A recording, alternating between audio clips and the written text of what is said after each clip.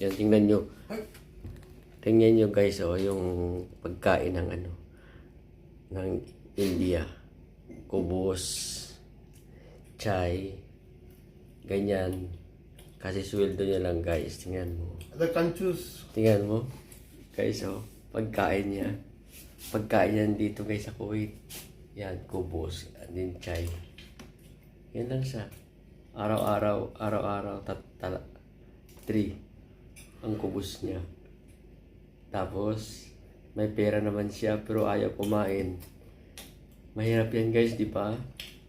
Ano siya guys? From India.